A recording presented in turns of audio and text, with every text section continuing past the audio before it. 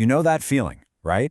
You step out of your car after a long drive, and your back is stiff, maybe your leg is cramping up. Well, you are definitely not alone. The thing is, we spend so much of our lives behind the wheel, but most of us have never, ever been taught how to sit right. So let's dive in and fix that for good. And get this, a whopping 60% of drivers deal with chronic pain just from how they sit in their car. We're talking about that sharp pain in your knee in stop-and-go traffic, or that dull, constant ache in your lower back on the highway. It is a huge, shared problem. But here's the good news, it's almost always preventable. So that brings us to the big question. Is it the car's fault, or is it you? Now look, while some cars are definitely more comfortable than others, the real culprit is almost always your setup. Today, we're going to break this all down, piece by piece, starting from the ground up. And that foundation, the very first thing you need to adjust is your legs. This is so critical because it sets your distance from the pedals, and that decision pretty much dictates everything else. If you get this wrong, your entire posture is going to be off. So how do you find that just right spot? Let's call it the Goldilocks test. First, slide your seat so you can push the brake pedal, or the clutch if you're driving a stick, all the way to the floor. Now take a look at your knee. It shouldn't be locked totally straight, but it shouldn't be super bent either. You're looking for just a slight, gentle bend. And if we want to get specific, the sweet spot we're aiming for is about a 20 to 30 degree angle. So why does that matter? Well, if your leg is completely straight when you slam on the brakes, you're sending a massive shock of pressure right into your knee and hip joints. But if it's too bent, your muscles stay tensed up, and that's where cramps come from. That 20 to 30 degree bend? That's your key to both comfort and control. Okay, so our legs are in the perfect spot. Let's build on that foundation and move up to the next crucial piece, your back. Honestly, this is where most of us accidentally set ourselves up for that nagging, long-term lower back pain. Now here's a simple rule of thumb. Adjust your seat height so your hips are level with, or even just a little bit higher than your knees. See, if you sit too low, it's kind of like you're sitting in a bucket.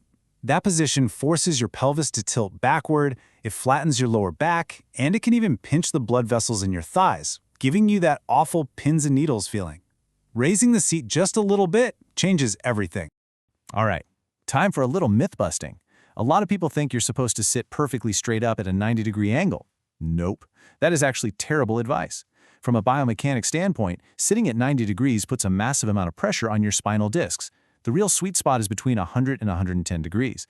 That slight recline lets the backrest do some of the work, taking the weight off your spine and spreading the pressure out instead of just squashing those discs. So what happens if your car doesn't have one of those fancy adjustable lumbar support knobs? No problem at all. Here's a brilliant little hack. Just grab a small towel, roll it up, and stick it right in the curve of your lower back. This simple trick gives your spine the support it needs to keep its natural shape, and trust me, it can be an absolute game changer on a long trip. Okay, legs are good, back is set. The final piece of our ergonomic puzzle is your arms. You know that pain you get in your shoulder or wrist? That usually comes from having to reach too far for the steering wheel. That reaching pulls your shoulders right off the seat, which completely undoes all the good work we just did supporting your spine. And of course, there's another simple test for this, the wrist test. Without leaning forward, extend your arms straight out over the steering wheel. The top of the wheel should land right where your wrist bends. If you have to pull your shoulders forward to get there, the wheel's too far. If it's hitting your forearm, it's too close. Just adjust it until your wrists can rest perfectly on top. Now, once you've got the distance right, let's talk about where to put your hands. So many of us were taught to drive at 10 and 2, but in any modern car, that's actually really dangerous. Why? Because if that airbag goes off, it's going to throw your hands and arms back into your face at over 200 miles an hour. Ouch. The correct safe position is now 9 and 3. It keeps your arms out of the airbag's path. Okay, so we've covered all the universal rules, but there's one more critical detail that almost everyone misses, and it completely depends on what kind of car you drive. Believe it or not, your setup for an automatic should be different from a manual. So here's the difference. If you're in an automatic, your left foot needs to be resting firmly on that dead pedal, that little footrest on the far left.